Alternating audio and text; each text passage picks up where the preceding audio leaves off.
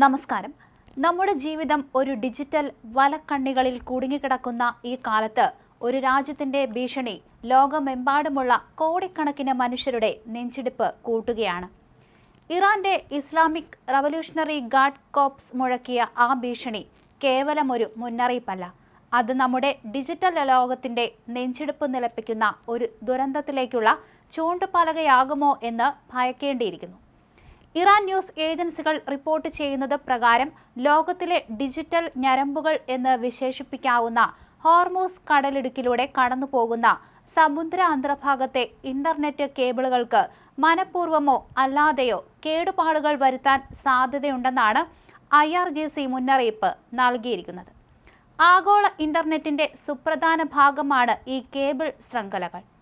ലോകത്ത് ഏറ്റവും അധികം ഡേറ്റ ഉപയോഗിക്കുന്ന രാജ്യങ്ങളിൽ ഒന്നാണ് നമ്മുടെ ഇന്ത്യ. അതുകൊണ്ട് തന്നെ ഈ ഭീഷണി ഇന്ത്യയെ സംബന്ധിച്ച് അതീവ ഗൗരവമേറിയതാണ്. ഒരു സാധാരണക്കാരൻ മുതൽ വമ്പൻ കോർപ്പറേറ്റ് സ്ഥാപനങ്ങൾ വരെ ഇന്റർനെറ്റിനെ ആശ്രയിച്ച് ജീവിക്കുന്ന ഒരു രാജ്യത്തിന് ഈ ഭീഷണി നൽകുന്ന തലവേദന ചെറുതല്ല. കേബിളുകൾ മുറിഞ്ഞു പോയാൽ എന്ത് സംഭവിക്കും? വിദഗ്ധർ പറയുന്നത് ഒരു കാര്യമാണ്. രാജ്യത്തെ ലക്ഷക്കണക്കിന് ഇന്റർനെറ്റ് ഉപയോക്താക്കളുടെ വേഗത കുത്തനെ കുറയും. ക്ലൗഡ് സേവനങ്ങൾ, നിത്യേന നമ്മൾ ഉപയോഗിക്കുന്ന ഡിജിറ്റൽ പണമിടപാടുകൾ എന്നിവയെല്ലാം താറുമാറാകും. പയ്യെ ഒന്നും തന്നെ ഇല്ലാതാകുന്ന ഒരവസ്ഥ. ഒരു വീഡിയോ കോൾ ചെയ്യാനോ ഒരു ഓൺലൈൻ പർച്ചേസ് നടത്താനോ പോലും കഴിയാത്ത അവസ്ഥ വരും. മൊത്തത്തിൽ രാജ്യത്തിന് കോടിക്കണക്കിന് രൂപയുടെ സാമ്പത്തിക പ്രശ്നങ്ങൾ ഉണ്ടാകുമെന്നാണ് പ്രാഥമികമായ വിലയിരുത്തൽ.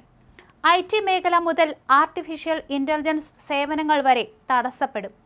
IRGC തങ്ങളുടെ ഭീഷണി നടപ്പിലാക്കിയാൽ ഒരു വൻ ദുരന്തത്തെ നേരിടാൻ ഇന്ത്യ ഒരുങ്ങേണ്ടി വരും. ഈ ആഘാതം മിഡിൽ ഈസ്റ്റിൽ മാത്രം ഒതുങ്ങില്ല എന്നതാണ് ഇതിലെ മറ്റൊരു പ്രധാന ആശങ്ക. ഈ കേബിളുകളിലൂടെയാണ് 17-നും 30-നും% വരെയുള്ള പ്രാദേശിക ഇന്റർനെറ്റ് ട്രാഫിക് നടക്കുന്നത്. ഏഷ്യ, യൂറോപ്പ്, മിഡിൽ ഈസ്റ്റ് എന്നിവിടങ്ങളിലെ ഇന്റർനെറ്റ് ബന്ധത്തിന് ഈ കേബിളുകൾ നിർണായകമാണ്. എന്തിന്?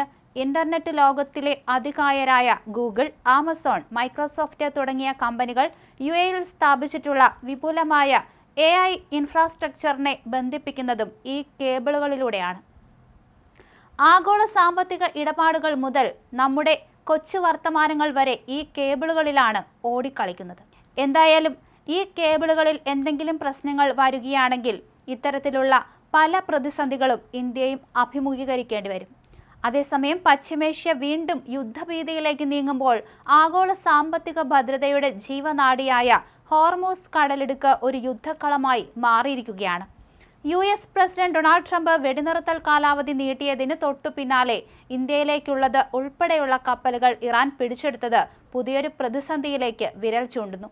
ഇന്ത്യയെ സംബന്ധിച്ചിടത്തോളം ഈ നീക്കം വലിയൊരു ആഘാതമാണ്. രാജ്യത്തെ ഊർജ്ജ ആവശ്യങ്ങൾക്കായി ഇറക്കുമതി ചെയ്യുന്ന ക്രൂഡ് ഓയിലിന്റെയും LPGയുടെയും സിംഹഭാഗവും വരുന്നത് ഈ കടലിടുക്ക് വഴിയാണ്. ഏപ്രിൽ 20-ലെ കണക്കനുസരിച്ച് 14 ഇന്ത്യൻ കപ്പലുകൾ ഇപ്പോഴും ഹോർമൂസ് കടലിടുക്കിൽ കുടുങ്ങിക്കിടക്കുന്നുണ്ട്. ഇതിൽ 3 കൂറ്റൻ ഓയിൽ ടാങ്കറുകളും ഒരു LPG ടാങ്കറും ഉൾപ്പെടുന്നുണ്ട്.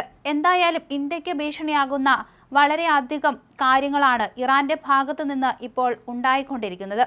ഇതിനെയെല്ലാം ഇന്ത്യ തരണം ചെയ്യുമോ എന്നാണ് കാത്തിരുന്നു കാണേണ്ടത്.